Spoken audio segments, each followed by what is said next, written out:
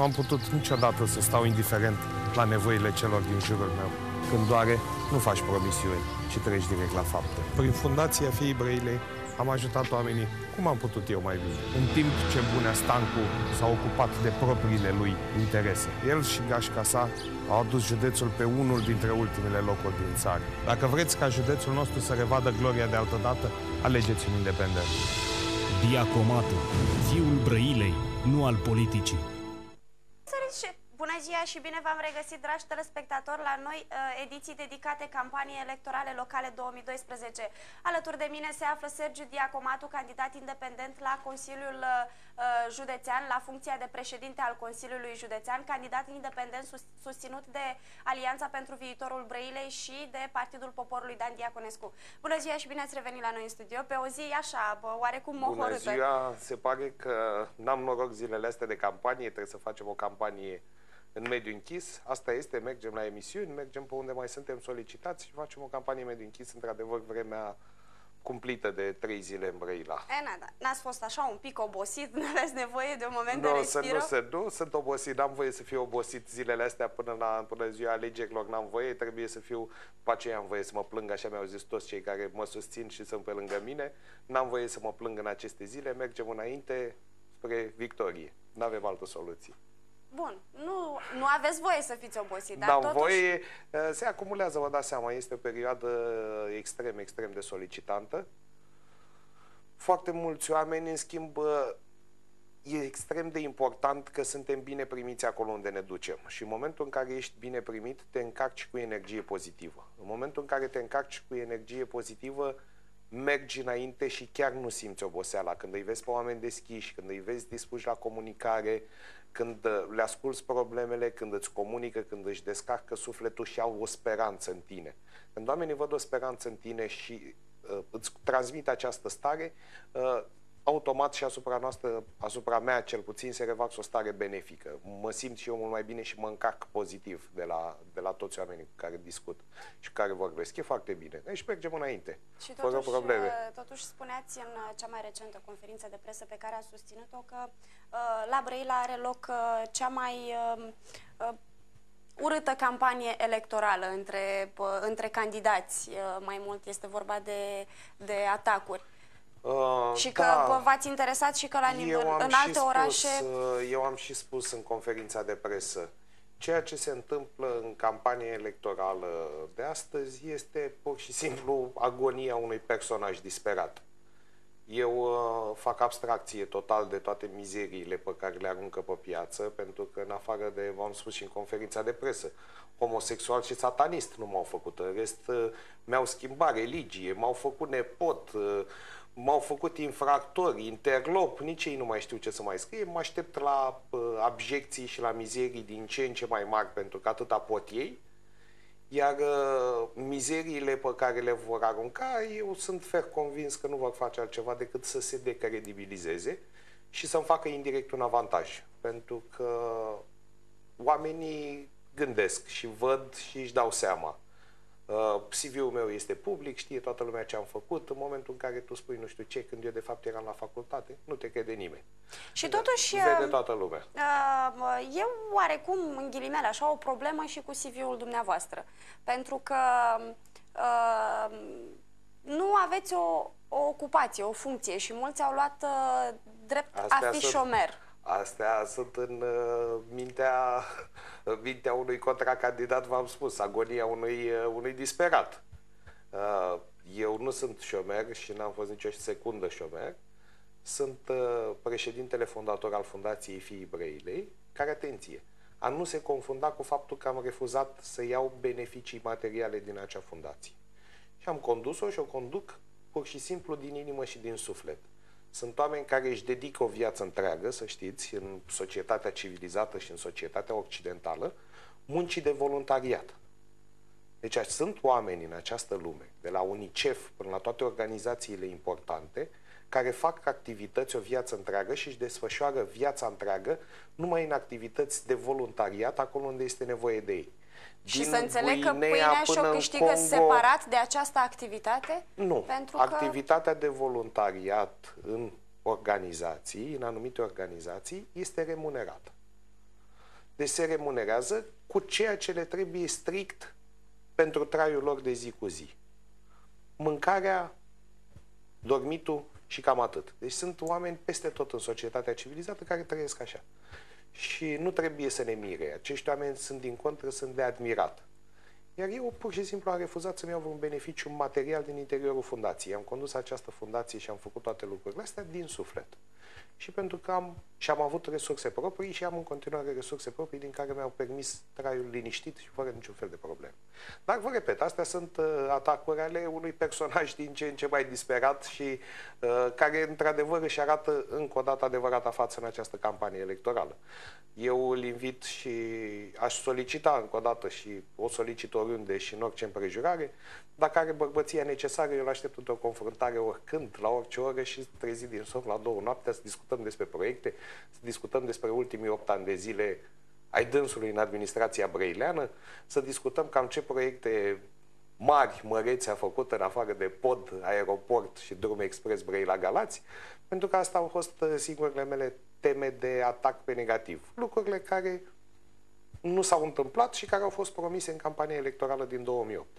În momentul în care promiți ceva și nu te ții de cuvânt, e clar că trebuie să pleci acasă. Bun, sper că această confruntare, dacă va fi și domnia sa de acord, să se întâmple la noi, la TV Brăila. Da, fiecare și... Eu n-am nicio problemă, am înțeles că cei de la Pro-Democrația, și este o inițiativă lăudabilă, organizează și au organizat la fiecare rând de alegeri dezbateri electorale între candidați, inclusiv la nivel de comune. Au mers și la nivel de comune și acolo s-au întâlnit candidații la primăria Ciocile. 5 sau 6 câți au fost și au făcut o dezbatere electorală în căminul cultural, în fața cetățenilor, cât de mulți au vrut să vină și au putut să vină și și-au expus acolo fiecare proiectele, gândurile pe care le au pentru următorul mandat. Dacă primarul de la Ciocile, doamna primar de la Ciocile a acceptat să vină la o dezbatere, eu n-am niciun motiv să mă împotrivesc și chiar să deschis către o dezbatere. În acest fel, cu siguranță se va face diferența pentru orice om, pentru absolut orice om. Diferența fundamentală de educație, de școală, de absolut orice, de pregătire administrativă între mine și domnul Gheorghe Bunea Stancu și cu siguranță va pierde 10-15% numai dacă va accepta să vină în acea emisiune. Deci eu n-am nicio problemă, sunt deschis și să vedem care ne adresăm mai bine, care convingem, cum convingem și să vedem exact, să discutăm pe proiecte, să-l întrebăm și noi de multe proiecte, de Spitalul Județean, de ce s-a întâmplat în toată perioada asta, pentru că e normal, cel care este în funcție trebuie să fie întrebat. Pentru că asta trebuie să ne asumăm și trebuie să-și asume cele 2 mandate pe care le are în spate și să discutăm în cei 8 ani de zile de ce s-a întâmplat bine și ce s-a întâmplat rău în Brăila și să vedem dacă într-adevăr este așa și dacă poate să lase deoparte măcar pentru o oră sau o oră jumate limbajul suburban, ceea ce mă îndoiesc din partea dânsului că va fi în stare de o asemenea performanță și să nu jignească sau să nu înjure timp de o oră jumate. Ar fi miraculos să facă un asemenea lucru.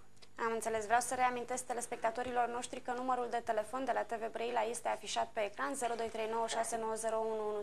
Puteți suna, colegii mei vor prelua întrebarea, iar noi vă vom răspunde în măsura în care avem și timp. Astăzi continuăm și platforma program pe care domnul Sergiu Diacomatu a pregătit-o în eventualitatea în care va ajunge la șefia Consiliului Județean, pentru că vorbim de eventualitate până pe data de 10 iunie, când dumneavoastră, da, dragi telespectatori și mai ales cei cu drept de vot, veți vota, veți alege, veți schimba sau nu veți schimba, cum doriți dumneavoastră și cum vă și... fiecare candidat își spun, eu fac, el face, toți facem împreună. Nu, eu v-am spus și v-am spus și în emisiunile anterioare. Marele proiect este recapătarea normalității. Trebuie să ne apucăm să fim normali, să reîncepem să fim normali, să reîncepem instituțiile să lucreze pentru oameni, să reînceapă controalele să fie controale atunci când trebuie, nu cu tentă politică, să începem administrativ să introducem o categorie de oameni tineri și o categorie de oameni profesioniști, educați, învățați și nu sinecuri de la partidele politice în care își pun nepoții și neamurile și așa mai departe, în toate instituțiile. Și marele proiect vizează recăpătarea normalității. dialogul cu mediul de afaceri, dialogul cu producătorii agricoli. Deci trebuie să ne restabilim această dimensiune a dialogului. Dacă nu vom avea această dimensiune a dialogului, nu vom putea ulterior să construim solid. Vom construi pe picioare de lut, dacă nu vom înțelege că primul pas pe care trebuie să-l facem în această restabilire a normalității este purtarea unui dialog civilizat, concret și aplecat. Pentru că astăzi e o brambureală în administrație și se face o administrație de cumetrie, o administrație pe prietenii, o administrație pe interese de partid sau interese de gașcă. Lucrurile astea nu trebuie să se mai întâmple. Am avut aseară o intervenție pe un post de televiziune național și se dezbătea acolo problema pădurilor. Și am spus, eram în direct dintr-un studio de aici local și am și spus pe postul de televiziune național, marea problemă este a politicului în toată această perioadă, care a promovat, era o discuție apropo de tăierea pădurilor și de inundațiile care se întâmplă în aceste zile la nivel național, din cauza tăierii masive a terenurilor cu vegetație forestieră, a vegetației forestiere, mă rog, de pe terenuri. Și le-am explicat oamenilor că întâmplător cunoșteam subiectul și despre ce este vorba. Este vorba de faptul că în direcțiile silvice sau în ocoalele silvice au fost puși oameni care aveau treabă cu orice, mai puțin cu silvicultura. Și au fost acolo puși în pozițiile alea doar cu un singur gând, să facă rost de bani sau să producă bani din 4 în 4 ani pentru partid. Deci e o problemă a politicului în ansamblul lui. Și ar trebui Bun, și atunci asta ar însemna să fie numai candidați independenți, să nu mai fie politică, așa se întâmplă peste tot? Nu, dar acolo unde sunt candidați independenți, din punctul meu de vedere, este de salutat. Și eu de asta și spun. Eu am făcut și fac din prima clipă de când a început această campanie un apel la normalitate. Și am spus toate lucrurile care se întâmplă. Faptul că în spitale nu există niciun fel de dialog. Faptul că banii sunt cheltuiți fără a da socoteală nimănui, fără niciun pic de transparență. Faptul că la licitații câștigă doar 2 societăți comerciale de mult timp încoace în Brăila. Și foarte multe lucruri, faptul că nu există un dialog între decidenții administrativi și între cei care reprezintă mediul de afaceri și așa mai departe. Este extrem de important să recăpătăm dimensiunea normalității. Atâta timp când nu vom înțelege că trebuie lucrurile să se întâmple normal și trebuie să tot timpul să stăm cu mâna pe telefoane, să amenințăm, să speriem și așa mai departe, asta nu e administrație și nici de acum. Eu nu vreau să fiu un om temut, eu vreau să fiu un om iubit. Eu mă simt foarte bine când ies pe stradă și oamenii îmi zâmbesc. Nu vreau să lumea să pună capul în pământ și să tremure atunci când apar. Nu este planul meu, nu este dezideratul meu în viață, nu este modelul meu de om într-o poziție administrativă care să fie temut, în niciun caz. Un om care este într-o astfel de poziție trebuie să fie iubit și să se simtă în fiecare clipă protejat de propria lui comunitate. Eu vreau să mă simt protejat, eu vreau să stau aproape de oamenii ăștia și vreau să zâmbească atunci când ies pe stradă, să fie bucuroși, să pot să spun, uite, am făcut și asta, am făcut și asta, am făcut și asta, afectează atâția oameni. Uite, banii, totul e pe site, totul e deschis, totul e transparent. Deci asta trebuie să facem. Trebuie să ne recăpătăm normalitatea. Un telespectator vă întreabă după câte minciuni s-au împrăștiat pe străzi despre dumneavoastră. Ce aveți de gând să faceți? Să contraatacați sau să vă vedeți de campanie în continuare? Eu îmi văd de campanie în continuare, să-i răspund telespectatorului nostru. Nu am nicio treabă ce să contraatac. Eu am contraatacat cu singurele lucruri care nu s-au întâmplat. Și contraatac în fiecare emisiune și voi contraataca tot timpul, fix pe partea administrativă. Eu nu o să mă apuc să zic de domnul Stancu care nu știu ce apucături. Sau nu o să mă apuc să zic cine știe ce de domnul Stancu că suferă de vreo boală. Deci nu o să mă apuc să intru într-o astfel de nebunie și într-o astfel de... pentru că nu o să facem altceva decât să scârbim electoratul. Iar strategia lor finală nu face altceva decât să scârbească electoratul, mai ales pe cel din mediul urban, pentru că știu că aici au o mare problemă și nimeni nu va mai vota cu Gheorghe Bunea Stancu pe 10 iunie, cel puțin din mediul urban. În mediul rural s-ar putea să mai fie câteva localități pe care le controlează prin intermediul primarilor și au ca unică țintă scârbirea electoratului din mediul urban, care să spună la un moment dat, dacă vor crede, dar spre norocul meu nici n-au scris ceva care ar fi putut fi crezut în mizeriile pe care le-au împrăștiat pe stradă. Nimeni și brăilenii ei sunt oameni inteligenți, sunt oameni care au mâncat mult pește, mult fosfor, Deci brăilenii nu sunt niște oameni care să nu înțeleagă lucrurile astea. Imediat și-au dat seama că sunt niște minciuni și bineînțeles că vor taxa pe data de 10 iunie pentru că se va întoarce ca un bumerang. În general este o strategie foarte proastă, ca să devolez puțin, într-o campanie electorală, când cel din fotoliu administrativ își atacă contracandidatul care vine din spate. Deci e o strategie extrem de proastă pentru că îi dau legitimitate și îi dau greutate. Dar, mă rog, oricum e prea târziu pentru domnul Stancu, a făcut deja greșeala asta. Eu mă bucur că a făcut-o. Îl rog în continuare să atace furibund și o să ne vedem pe 10 iunie la vot, când oamenii vor ști să ia decizia în cunoștință de cauză și vor zice, băi, asta este campania. Eu nu voi merge și să intru într-o astfel de atac, contraatac, atac, contraatac ca să răspund până la capăt, pentru că în momentul în care aș face chestia asta, lumea se va scârbi și nu vor mai ieși la vot. Vor zice, mergem să-i votăm pe ăștia care se înjură de o lună de zile și care nu sunt în stare să aibă un dialog civilizat. Eu, din contră, provoc la un dialog civilizat, calm, aplecat, pe probleme, pe proiecte, dar văd că n-am cu cine, este un dialog al surzilor. Eu ies în fiecare zi pe stradă ca să răspund până la capăt alegătorului nostru și tuturor celorlalți ce ne privesc. Eu voi merge până la capăt pe stradă, voi vorbi cu oamenii cât mai mult, să le înțeleg problemele, să le văd problemele, să mă vadă, să mă simt aproape de ei, să mă vadă, să mă cunoască cum sunt ca om, să-și dea seama, pentru că dincolo de orice, ochii sunt oglinda sufletului și oamenii își dau seama de multe lucruri, mai ales atunci când are loc o întâlnire față în față. Și realizează foarte multe lucruri și le schimbă opțiunea, chiar dacă ar vota la un moment dat sau și-ar pune problema că ar putea vota cu contracandidatul meu.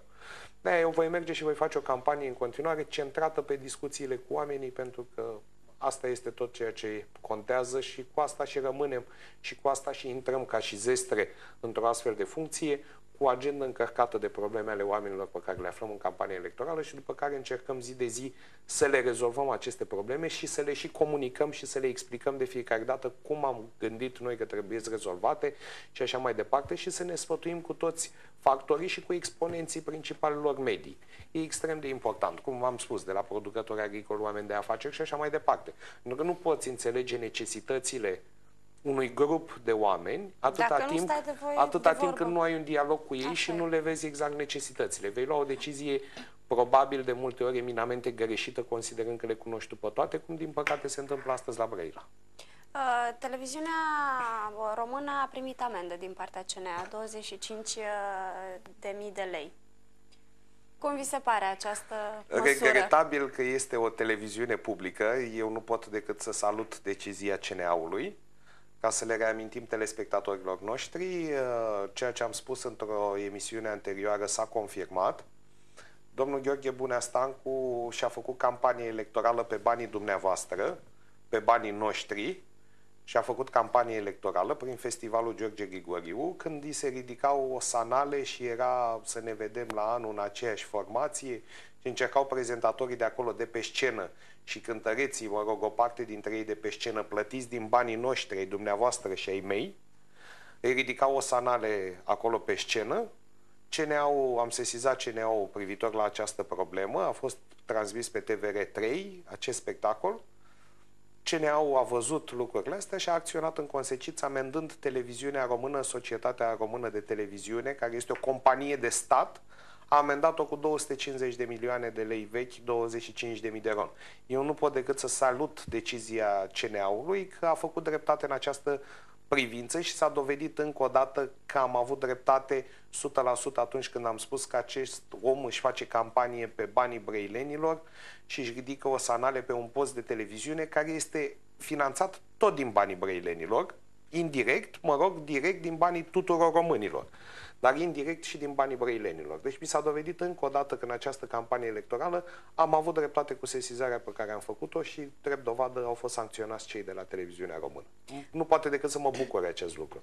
Bun, și pentru că vorbeam despre ceea ce se scrie despre dumneavoastră, bun sau rău, aș vrea să vă întreb, care este relația dumneavoastră cu jurnaliștii? Extraordinar. Eu sunt un băiat educat, un om la locul meu, un om umil, care mi înțeleg rolul și mi înțeleg că trebuie să vorbesc cu toată lumea, să discut cu toată lumea, pentru că, v-am spus, dialogul este extrem de important. Eu vorbesc cu toți ziariștii, cu toți jurnaliștii din Brăila, cu absolut toți, Bine, mai sunt unii de se consideră jurnaliști, dar ea nu pot fi numiți jurnaliști, scriu fițuici de campanie. Mă bucur și din acest punct de vedere că am făcut o sesizare vis-a-vis de atacuri, niște atacuri mizerabile, de-a dreptul mizerabile, în care au fost implicați și niște copii de la Liga Tineretului. Mă bucur enorm că s-a hotărât de către cei de la Biroul Electoral Județean că erau niște atacuri mărșave și mizerabile și au obligat acea publicație de campanie să dea o dezmințire în toate ziarele locale vis-a-vis de ceea ce au scris despre mine. Ce să vă spun? Au scris pe prima pagină, Diaconatu este un infractor și au avut culmea tupeului, ca să vedeți disperarea lui Gheorghe Bunea Stancu, au avut tupeul să ia niște fotografii de la o petrecere a Ligii Tineretului Brăilean. Și au scris acolo, Diaconatu este un infractor, pretinzând că nu știu ce pornografie era în acele poze. Copiii jucau o scenetă antidrog, pentru că asta era și tema petrecerii, a unei scenete antidrog. Și, în fine, se făcea totul pe acorduri muzicale și s-au făcut polițistul că împușcă și aluzia la ce se poate întâmpla dacă tinerii folosesc droguri. Și să lasă deoparte droguri, tinerii au căzut, a luat o poză de acolo, de la acea petrecere, pus-o pe prima pagină, uitați ce ne face Diaconatul tinerilor, adică era o petrecere tematică antidrog.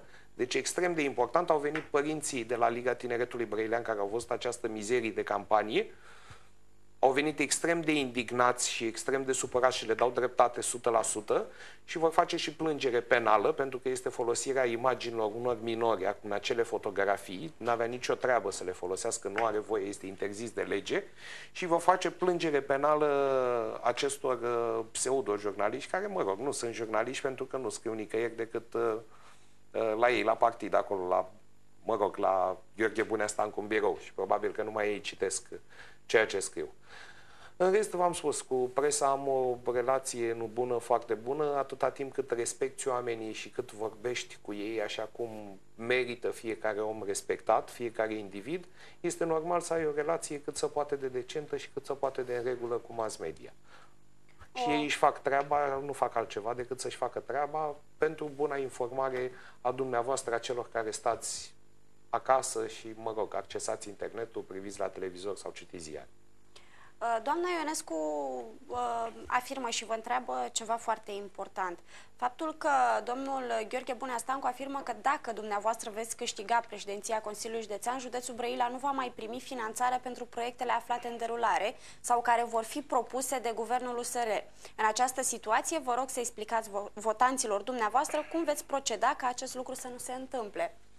Doamnă dragă, ca să vă fac să înțelegeți, Brăila a fost timp de 14 ani condusă de PSD și au avut guvern la București și uitați-vă cum trăim, s-a distrus toată industria de la Promex la Minoru și așa mai departe, toate societățile comerciale care ar fi trebuit să funcționeze și să asigure locuri de muncă brăilenilor. Deci nu s-a întâmplat nimic notabil cât au fost 14 ani guvernare. Ulterior a venit primarul Constantin Cibu, care era liberal și care numai bani nu a primit de la Guvernul României, de la Călin Popescu Tăricianu și erau de aceeași culoare politică. După aceea a venit guvernul PDL, care din câte văd eu a existat finanțare pentru Calea Găriviței, pentru Calea Călărașilor, pentru Dorobanți, finanțare care, mă rog, a fost risipită, deci n-a fost absolut nicio problemă și o să-i explic, doamne, în primul și în primul rând, acest județ trebuie să învețe să facă treabă singur și să nu stăm cu căciula și cu mâna întinsă pe la București. Este cât se poate de simplu. Pe proiecte, doamna Ionescu, doamna Ionescu, pe proiecte este foarte simplu.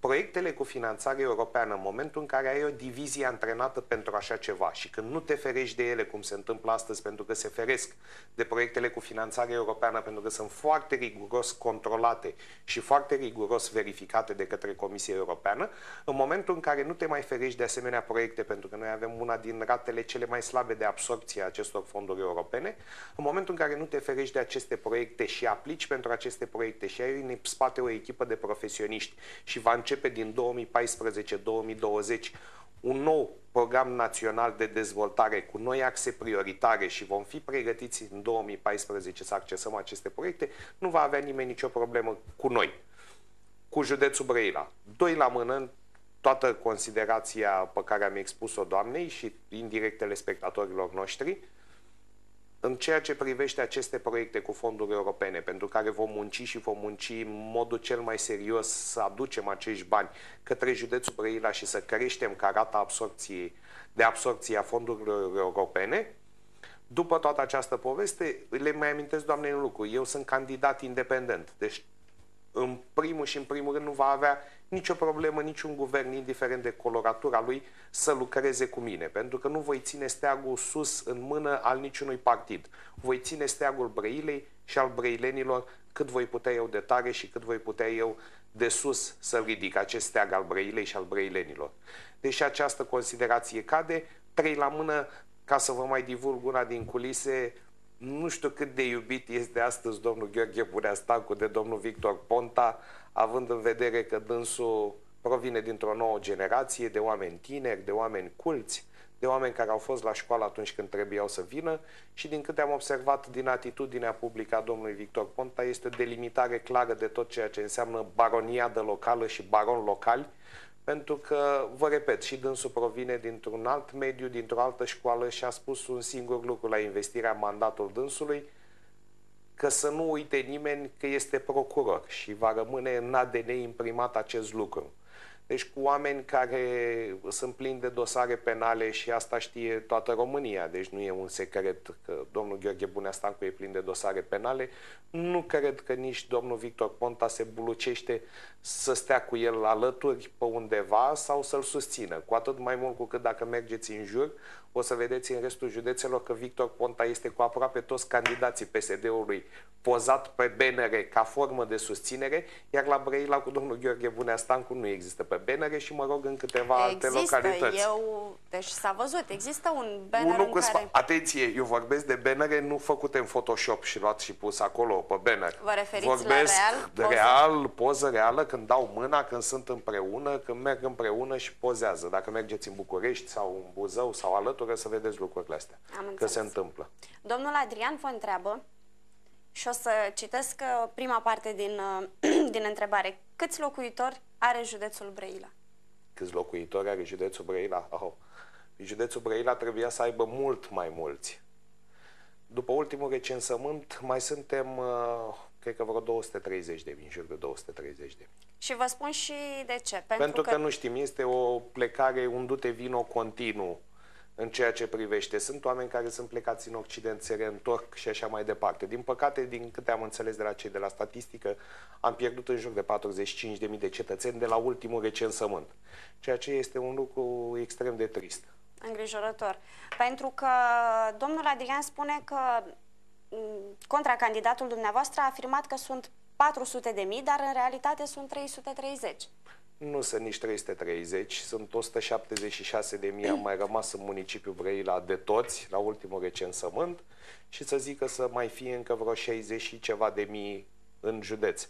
Pentru că noi avem o particularitate aici, o să-i răspund telespectatorului și din punct de vedere al alegerilor locale. Este o chestie foarte interesantă. Suntem două extremități, noi și județul Argeș.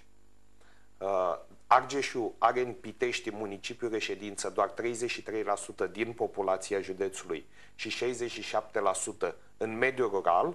Noi suntem exact extrema cealaltă de la nivel de țară, în care sunt 67 în municipiul la sută din locuitori în municipiul reședință de județ și doar 33% în mediul rural. Deci, practic, ponderea foarte mare a noastră este în municipiul Brăila.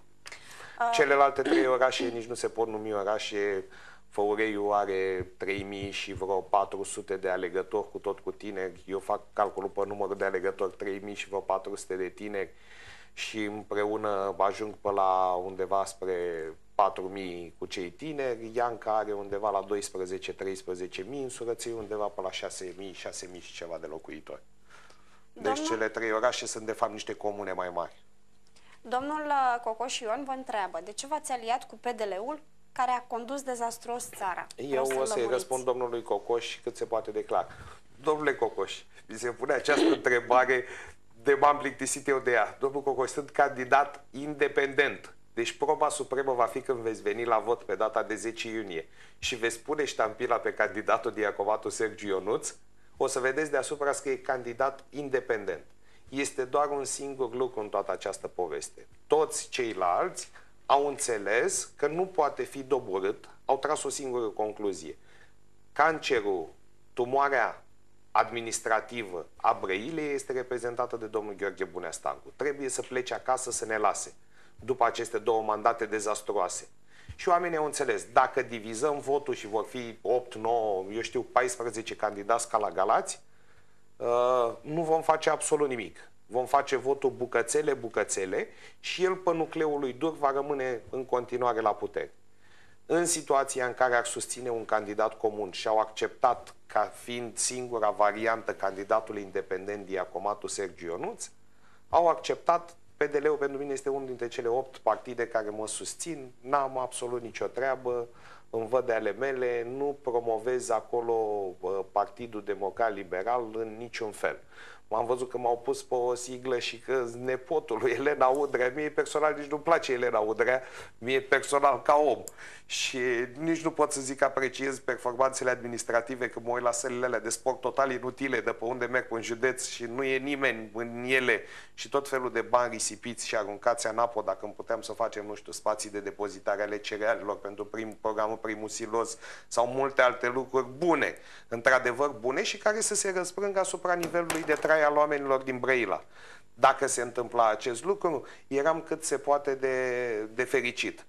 Deci în ceea ce privește nepoți și tot felul de baliverte deci de nu astea... aveți niciun grad de rudenie În primul rând că trebuia să fie mama sau tata soră cu Elena Udrea, deci știa toată țara. Oarecum, prin am alianță... înțeles că are un frate, mă, nu știu de aia. Astea sunt baliverde, lăsați-le. Astea sunt, v-am spus, atacurile unor oameni disperați. O persoană publică din România sau o persoană importantă vă este rudă? Ca să, absolut nimeni. Să încercăm absolut să... nimeni. Mâine... Absolut nimeni. În primul rând, eu fac parte din, ca să înțeleagă și telespectatorii noștri, eu sunt în acest oraș de vreo 6-7 generații. Tatăl meu a fost ofițer de marină, că din păcate nu mai este printre noi, a decedat destul de tânăr, la vârsta de 50 de ani. Mama a lucrat la Banca Națională înainte de Revoluție și ulterior lucrează la Electrica, de 20 de ani își vede de treaba ei acolo liniștită. Bunicul meu pe linie maternă, ca să facem o analiză și să plecăm de sus până jos, bunicul meu pe linie maternă a fost procuror militar și ulterior procuror civil aici la Brăila, bunicul din partea mamei. Bunicul din partea tatălui a lucrat la începutul carierei la Progresul, ulterior a devenit președintele Consiliului Județean de Educație Fizică și Sport și a ieșit la pensie la 1 ianuarie 1990. Deci, practic, când au căzut ai lui, că vorba aia, ele erau vremurile, pe vremea aia, s-a pensionat, a avut decența cu 1 an de zile înainte de vârsta legală să iasă la pensie. Și așa mai departe putem să mergem pe spiță să vă povestesc, pentru că îmi cunosc foarte bine arborele genealogic, că m-a pasionat chestia asta. Deci nu, familia e de brăileni jet be jet, astea sunt baliverde scoase și inventate de unii și de alții. V-am spus, dintr-o disperare care nu-i va conduce nicăieri în altă parte decât la o înfrângere și mai de răsunet decât ar fi putut-o avea dacă dezbăteau proiecte și stăteau să discute cu oamenii și să meargă pe străzi să le explice oamenilor ce au făcut bun sau ce au făcut rău în acești 8 ani de zile. Schimbăm oarecum macazul cu o întrebare de la un telespectator, de la domnul Nicușor Lazar, și vă cere ajutorul într-o problemă. Acum nu știu cât de multă ține de dumneavoastră. Despre șantierul naval Brăila, firma de vopsitorie din șantier, atunci când vopsește macaralele, vin în incintă, probabil, vapor de vopsea galbenă. Se duc pe toate mașinile din Călăraș 4 și nu mai zic de inhalarea acesteia. Noi, ca cetățeni și șoferi păgubiți, am încercat să dăm în judecată, dar n-am avut niciun rost. Nu a avut sorți de izbândă. Cum îi puteți ajuta sau ce sfat le puteți da? Ar trebui să-i spun locuitorului din Călăraș 4, domnul Nicușor. Nicușor Lazar. Domnule Lazar, aici ar trebui să fie treaba autorității de mediu și a gărzii de mediu, care ar trebui să verifice dacă într-adevăr există așa ceva, pentru că e o problemă cât se poate de gravă, pentru că acei aburi de vopsea, sunt aburi toxici în primul rând și doi la mână provoacă pagubele de care ne relatează telespectatorul nostru. Ce ar trebui, părerea mea, să facă o solicitare și către Garda de Mediu, să vină Garda de Mediu să verifice dacă într-adevăr sunt îndeplinite acele condiții, pentru că Garda de Mediu are în portofoliu foarte multe sancțiuni pe care le poate aplica și foarte multe măsuri de conformare a activității care afectează mediul. Deci la Garda de Mediu ar trebui să meargă și să vă aștepte să vadă, după ce se va ordona un control acolo, se va dispune un control de către superiorul ierarhic, să vadă ce se întâmplă și dacă într-adevăr astea vor găsi și ei pe teren, ceea ce se întâmplă acolo. Probabil că sunt și anumite perioade, să le atragă și atenția spre anumite perioade, bănuiesc că nu vopsesc toată ziua oamenii acolo. Am înțeles. Vreau să vorbim un pic și despre măsurile pe care le-am început de la începutul campaniei în fiecare emisiune și sper să avem timp să vorbim măcar de una. Pare oricum destul de importantă și este vorba despre implementarea de parteneriate public-private cu organizații non-guvernamentale pentru înființarea a minim 5 cabine pentru persoane vârstnice. Ceea ce Brăila la capitolul acesta stă oarecum rău. Stă foarte rău din punctul ăsta de vedere cu căminile pentru persoane vârstnice și în străinătate, v-am spus, și programul de guvernare se raportează la o concepție eminamente europeană. Nu se raportează la nicio influență, n-are nicio influență din partea asta a noastră, să zic, neaușă carpatină, neaușă băltăreață de-a noastră, făcut după ureche. Este pe lucruri care se pot face. Există garanturi de finanțare și au existat în toată această perioadă garanturi de finanțare, atât pentru organizații non-guvernamentale care își asumă ulterior, după construcția sau înființarea unui astfel de centru pentru persoane vârstnice, își asumă pe o perioadă de 5, 7, și așa mai departe, ani de zile, își asumă întreținerea și funcționarea acelui cămin pentru persoane vârstnice, pentru că sunt o povară pentru administrația publică locală și nu poți să-ți asumi tu să faci toate lucrurile alea. În schimbul unei sume modice, care normal o primezi din pensia persoanelor vârstnice care vor fi internate acolo, se-și asumă acest lucru în contra unei taxe, pentru că fiind o organizație non-guvernamentală este interzis să lucreze pentru profit. Nu este o societate comercială. Corect. Având interzis să lucreze pentru profit, oamenii aceia vor lucra strict în interesul întreținerii. Practic este un lucru normal întâlnit în toată Europa. În general, în Europa, organizațiile non-guvernamentale își asumă conducerea și își asumă întreținerea acestor cămine pentru persoanele vârstnice. Se pot face aceste lucruri, vă repet, în parteneriat public-privat între autoritatea publică județeană și organizațiile non-guvernamentale, care apoi aplică pentru granturi europene la autoritățile de management, primesc acele fonduri care le ajută la înființarea azilului respectiv, a căminului respectiv pentru persoane vârstnice și ulterior își asumă și întreținerea acestora. Practic, autoritatea publică județeană vine efectiv ca un garant sau cu o parte foarte mică de cofinanțare alături de organizația non-guvernamentală pentru a da greutate în fața Comisiei Europene atunci când vii și aplici pentru niște fonduri de genul acesta. V-ați gândit și la locații oarecum sau de la zero? Astea rămân de identificat și vă spun când se va pregăti noua axă de dezvoltare pe perioada 2014-2020. Trebuie să vedem, pentru că deocamdată este un document secret al Uniunii Europene. Este în faza de elaborare și are categoria de document secret. În momentul în care se va desecretiza și vom avea idee cam ce axe prioritare vor fi deschise, ulterior vom ști să antrenăm structurile din spatele nostru pentru a aplica efectiv către acele lucruri. Și acum să găsim și partenerii, organizațiile non-guvernamentale care vor într-adevăr solide și să se implice într-un proiect de genul acesta. Pentru că trebuie să le aducem o alinare celor vârstnici, pentru că sunt extrem de importanți. Ei ne-au dat viață, ei ne-au crescut și au muncit o viață întreagă pentru noi. Acum trebuie să ne arătăm și noi în schimb respectul și toată considerația noastră pentru tot ceea ce au făcut și să le asigurăm toată bunăstarea posibilă și tot ceea ce este mai bun în ultimele practic pe ultima 100 de metri a vieții. Pentru că toți ajungem acolo și mi-ar plăcea și eu să fiu la fel de valorizat de cei tineri, așa cum îmi place mie să cred că îi valorizez astăzi pe cei bătrâni. Sunt o femeie de 66 de ani și la vârsta mea realizez că nu sunteți independent dacă sunteți susținut de celelalte partide. Încă o dată aceeași... Am explicat doamnei încă o dată și mai explic încă o dată. Și mai spun încă o dată. Strict susținerea se referă la un singur lucru. Nu și-au desemnat candidați. Aceste partide au liste de consilieri, au candidați la primărie.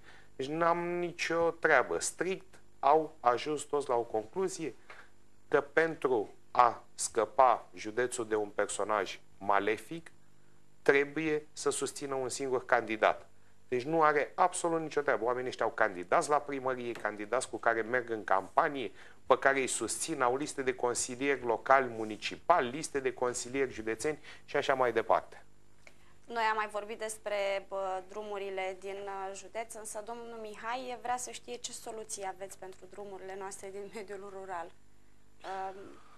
Drumurile din mediul rural o să-i explic domnului Mihai de îndată. În primul și în primul rând, această dezvoltare trebuie să se facă etapizat. Dacă nu vom face această dezvoltare etapizat pe bucăți și pe un plan foarte bine structurat, nu vom reuși să facem nimic, deoarece drumurile, reabilitarea drumurilor, construcția de noi drumuri, este un domeniu foarte costisitor care îți poate mânca tot bugetul. Fără probleme, îl poți termina foarte rapid pe construcția de drum. În primul și în primul rând trebuie accesate foarte multe fonduri europene și aici exista program operațional regional și multe altele pentru care, apropo că se plângea domnul Stancu atacat că nu o să mai primească bani de la Guvernul României, o să-i reamintesc că banii pentru drumul mării, cei 50 de kilometri făcuți pe program operațional regional, au fost primiți de la Elena Udrea, că îi cărau flori pe aici, pe la Brăila, apropo că tot spuneau că se victimizau când au primit bani de la Guvern, de la mătușa, de la celebra mătușă. Au primit bani de acolo, deci nu are nicio legătură atâta timp cât proiectele au fost bine făcute, cu toate că și acolo s-a luat o penalizare de câteva miliarde pe care am suportat-o tot noi brăilenii, ne-am dus pe la instanță, ne-am judecat cu Comisia Europeană și așa mai departe. A fost un balamuc și cu derularea acelui proiect și el a ieșit cu forcepsul, vai de el. Drumul mai îngust decât era prevăzut normal, deci e o nebunie și acolo, dar băieții să pricep la de-astea. L-a făcut lucrurile așa cum nu trebuie. Drumurile, în primul și în primul rând avem mai multe categorii de drumuri. Avem drumuri comunale și avem drumuri județene. Drumurile comunale, teoretic, sunt pentru reabilitare, pot fi reabilitate de către primăriile din județ, cu sprijin de la Consiliul Județean. Drumurile județene pot fi reabilitate de către Consiliul Județean sau, bineînțeles, prin hotărâri de Consiliu Local pot fi puse la dispoziția Consiliului Județean pentru reabilitare. Eu am spus un singur lucru. Atâta timp cât împărți în lateralele județului, în multe comune care au fost dezvoltate total neuniform. Și aici este o mare problemă și o mare acuză că fondurile au fost dirijate exclusiv pe cumetrie. Nu au fost dirijate spre localitățile care într-adevăr aveau nevoie. Am făcut parcuri în Orezărie, la Stâncuța și la Ciocile nici nu putem să ajungem. Trebuie să ne luăm șenilate sau mergem cu tancheta la Ciocile ca să nu ne rupem mașinile în două. Deci, în primul rând, trebuie să intervenim, să-i scoatem pe oamenii din mediul rural din mocirlă, pentru că doare foarte tare. Când plouă, mergi pe o uliță, nu există nici măcar piatră, sunt drumuri de pământ și intrăm până la glezne în pământ. Mi-am asumat un proiect pentru primul mandat de pietruire a tuturor ulițelor de pământ. Deci trebuie să facem măcar un minim de decență să le aducem acelor oameni din case. După aceea am mers mai departe cu proiectul și am spus reabilitarea în primul mandat a unui drum, a unui număr de în jur de 120 de kilometri, care se poate face pe program operațional regional sau, mă rog, pe ce va reprezenta următoarea axă 2014-2020. După acest lucru, trebuie măcar să asigurăm plombarea drumurilor într-adevăr circulate și să le pregătim pentru o reabilitare în următorii ani de zile. Nu putem să venim să promitem oamenilor și să spun mâine, da, oameni buni, asfaltez toate drumurile, cum am văzut și eu un program al contracandidatului meu. Asfaltarea drumurilor din județ. Mă rog, fără cât, cum, ce fel, unde, plouă, ninge, cu ce bani, câte resurse se pot disponibiliza pentru chestia asta, deci fără nici măcar un minim. Au scris pe o foaie de hârtie asfaltarea tuturor drumurilor, canalizare în toate comunele. Mă rog, utopic, în următorii 20 de ani s-ar putea să asfaltăm toate drumurile.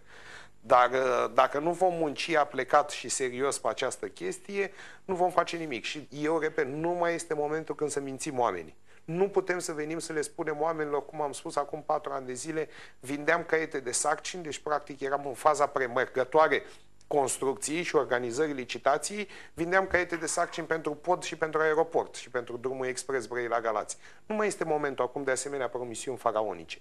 Este momentul să ne apucăm de muncă serios, cu responsabilitate și să folosim toate pârghiile administrative pe care le avem și să accesăm tot ceea ce poate fi accesat ca proiect. Eu sunt pe principiu 50 de euro dacă intră în județ, sunt buni intrați.